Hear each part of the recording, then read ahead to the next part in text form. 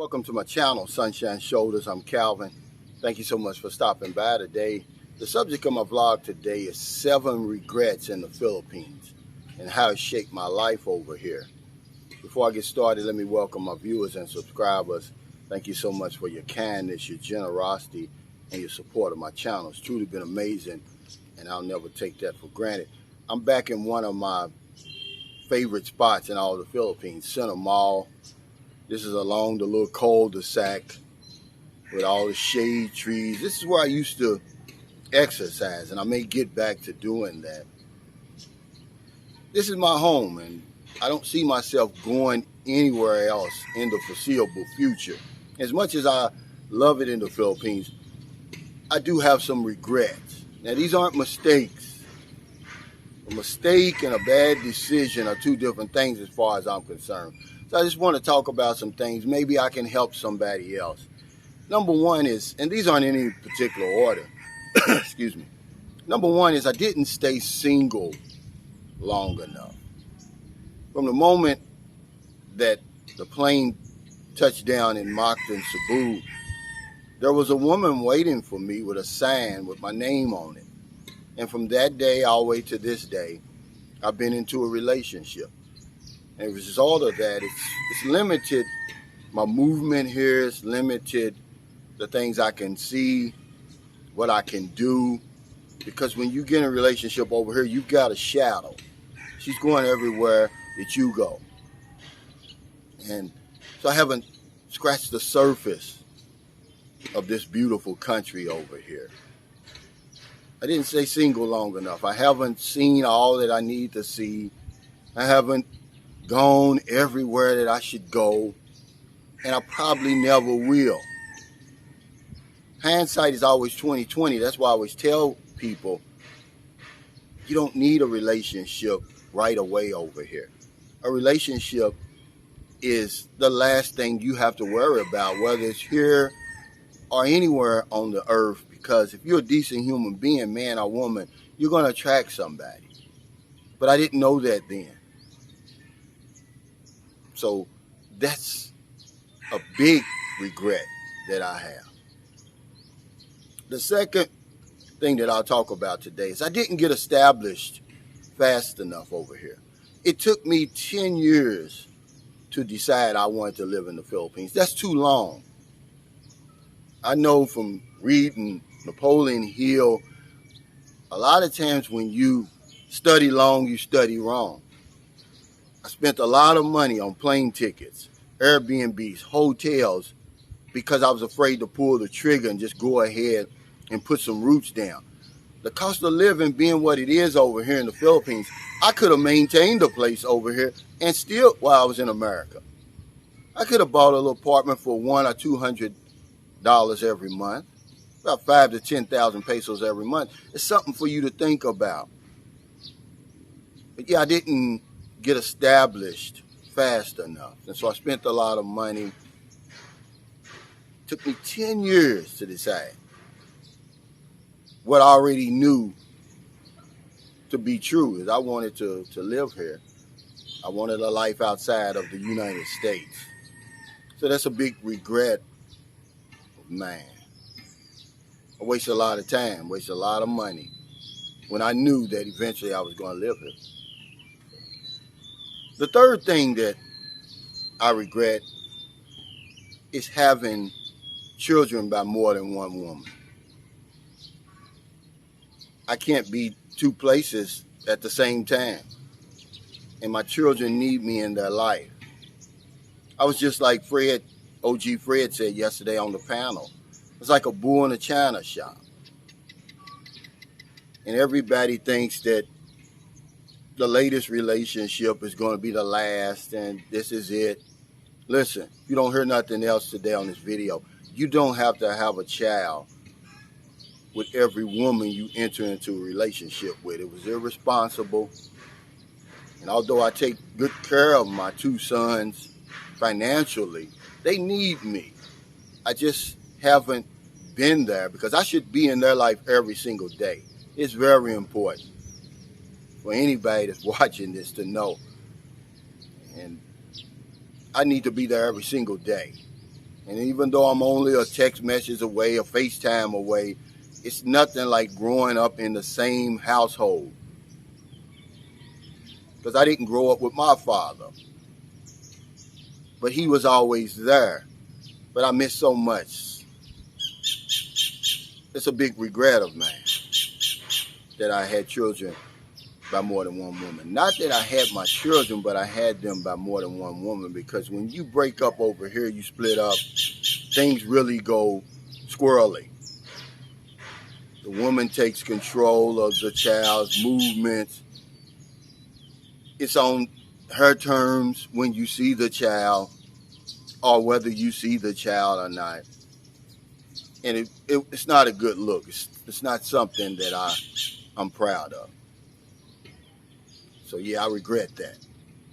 That was a bad decision on my part. It wasn't a mistake.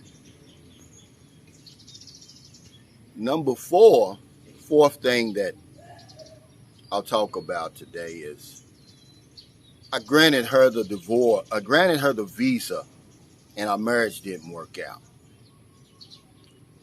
Yeah, I regret that. I regret that I wasn't able to make my marriage work. 8.5 years, almost 9 years. That's a lot of money. That's a lot of time. That's a lot of effort to put into a relationship and then just let it just disappear and disintegrate. There's a lot behind that. But the way I look at it too is all that time, effort, money spent getting the visa, bringing her to America. All I really did was handed her on a silver platter to some clown over in America. This is just the way I look at it. See, I feel guilty about that because I know that nobody's going to treat her the way that I did. And I thought she was happy over there. I think she's not, because I got a strange email the other day. She's thinking about moving back here for good. And I'm thinking, well, hell, if you're so happy, but I feel guilty about that. I regret that. I should have made that work. But that's water under the bridge. But I'm just telling you because my videos really to help people. That you don't make the same bad decisions or same bad choices that I made over here. These weren't mistakes. I just felt that I left her out there on her own, even though it was her hard-headedness and her stubbornness that she was determined to make it over in America. I knew that America was going to chew her up and spit her out. I knew that for a fact, and I knew those guys over there, they're just going to use her. So she ends up with some clown over there, and I just feel responsible for that. It's a regret that I have. And if I could turn back the clock, things would be different. But I can't, so that's why I'm talking to you about it today. Yeah, I granted her the visa, and the marriage didn't work out. There's a lot of guilt, there's a lot of shame, there's a lot of remorse attached to that. But we're working through it. We're friends. I don't wish any bad luck on her. If she does decide to come over here and live and raise my son, I'll build him a house. I'll do that. Because after living in America for 7 years and then trying to come back over here, it's going to be tough. I don't know if she's going to be able to do it. Another regret, I'll call this number 5, is I waited too late to learn how to say no over here. So I entered into a lot of agreements. I agreed to do a lot of things that I really didn't want to do. I gave away a lot of stuff I shouldn't have gave away. Money and everything. Because it took me too long to learn how to say no over here. Look, learn how to say no. It's the default word over here. People are used to hearing no. You're not going to hurt their feelings. And if you do, they'll get over it. But I waited a little bit too long to learn how to say no over here and affirm no and really mean it and go on about my business. So learn how to say no, guys. And it takes a while. You will know how to discern whether it's no or yes, because that yes The power of yes. I did a video on it. It can turn like a boomerang in its flight, man. It cuts you to ribbons over here. If you keep on saying yes, or you say yes at the wrong time. So learn how to say no a little bit sooner than I was able to say no. The sixth thing that I'll talk about today is I don't have enough Filipino men friends over here. You hear me say it all the time. I'm trying to solve a puzzle with only 50% of the pieces. It's a big regret of mine. I've got a tennis guy, his name is Ronnie, that I play with. I consider him a friend. Rock engineering, Arthur I consider him a friend. Sir Jules Ledesma, even though we've never met physically, I consider him a friend, but that's probably about it, believe it or not. In 13 years, there's nobody that's going to stop by my house and say, hey, let's go up to the mountains and have some coffee and look out over the city and just shoot the breeze. Let me show you a part of the Philippines culture you never seen before. I don't have enough male friends over here, and I'm going to change that. I'm going to start mingling more and engaging more with the men over here because I'm missing out on a lot of the Philippines. And if I really plan on living here for the rest of my life, that's a piece of the puzzle that I have to fix. So that's a regret of mine. I've been more concerned with the women over here, and I've really neglected that part of my life. I need more men friends. I need more male friends over here. And the last thing I'll talk about, and I talk about it all the time, is I decided too late to learn the language. I'm furiously trying to catch up now. It's hard, it's tough, it's frustrating. And even though so many people in the Philippines speak English, this is the Philippines. So 95% of the time they're speaking Bisaya, Ilonggo, Tagalog, Chavacano, or any of the other dialects over here. And you feel left out of the conversation. That's why a lot of times when I was in Thailand and Mr. Lee was with me, I didn't speak a lot of English around him because he was kept out of the loop, because I know how it feels to be kept out of the loop. Language, remember, to me, is the eighth wonder of the world. Self-expression is one of the true ingredients of happiness. If you're not able to express yourself, if you're not able to join the party and engage in the conversation, man, it's going to be lonely over here. It's been plenty of times I've been in a room full of people and I was lonely because they're speaking their language, and it should be on my shoulders to learn the language. I'll give you one more before I get off of here. This is a regret of mine, and I'm unable to see my grandchildren grow up. This is a regret that I have. But at least I can see them on FaceTime. At least I can go back and forth to America to visit them, because I honestly believe if I'd have stayed there, I wouldn't have been able to see them grow up anyway. I'd be dead. There's no ifs, ands, and buts about it.